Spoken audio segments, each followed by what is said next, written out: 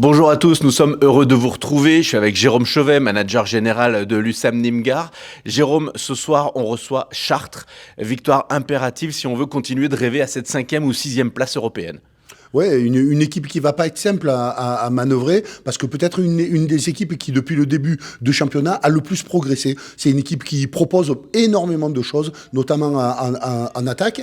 Mais je pense qu'actuellement, dans la période dans laquelle on est peut-être à l'aube d'enchaîner une 3e victoire en battant Chartres. Il va falloir se concentrer sur nous, rester fidèle un petit peu au principe qu'on s'est dit, et qui nous a permis d'avoir cette victoire à l'extérieur contre Chambéry, et aussi cette victoire contre Vélénier, même si elle n'a pas été signe de qualification, c'est une victoire à domicile, et je dirais pour se reconstituer et regagner de la confiance et aborder Chartres, c'était essentiel. Donc il va falloir être très autoritaire dans ce match-là, notamment en défense, pour se projeter un petit peu plus sur le jeu rapide et être très très précis et efficace sur notre attaque. Merci Jérôme, nous sommes allés à la rencontre de Baptiste Bonnefond et nous lui avons demandé comment s'est passée son intégration au sein de la Green Team.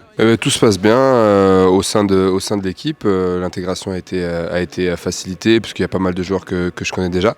Donc ça, c'était plutôt positif.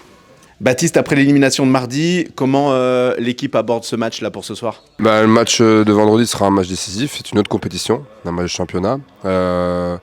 Depuis que je suis là, on a mal commencé les deux premiers matchs qu'on a fait, mais par contre maintenant on est sur une dynamique de victoire avec le match à Chambéry qui nous a vraiment fait du bien, et puis ce match finalement contre Vélénier qui est quand même positif, même si il y avait trop d'écart au vu du match aller, mais le contenu était quand même présent, l'attitude, l'état d'esprit, et voilà, il faut continuer là-dessus, surfer sur la dynamique positive et essayer d'enchaîner et d'engranger les victoires. À ton avis, quelles vont être les clés ? Il va falloir forcément être présent dans l'état d'esprit, dans l'entraide, dans la solidarité, dans tout ce qui fait un petit peu l'ADN de ce club qui a été retrouvé ces 2 dernières rencontres.